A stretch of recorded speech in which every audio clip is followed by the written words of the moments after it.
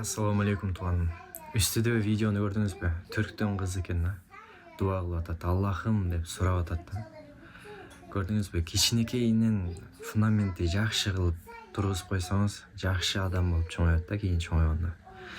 Кичинесинен жакшы тарбия берсеңиз, иншалла кийин сизди сыйлап, кийин сизди урматтап, кийин сизди иншалла хажга алып бара турган уул кыздардан болуп чоңоюшат да.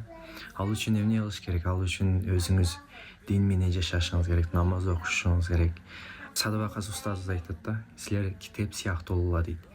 Китепти ар бирин ачып барагын көрүп окуган сыяктуу балдарыңарга ушундай тарбия бергиле дейт да.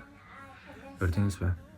Сиз айтат го, Куранды үйрөтүп кой, Куран балаңа баардык жакшылык нерсени үйрөтөт деп. Телефонду чукулатып эле койбой, тууганым кичине көңүл буруп коюңуз. Дуаларды үйрөтүп коюңуз, сүрөлөрдү үйрөтүп коюңуз. Пайдалуу болсо видео лайк басыңыз, коммент жазыңыз, башкаларга бөлүшүп коюңуз. Ассаламу алейкум. Тынч болуңуздар туугандар.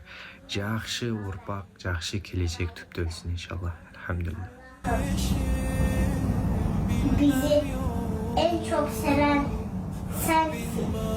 Allah'ım söylediklerini kabul et. Amin.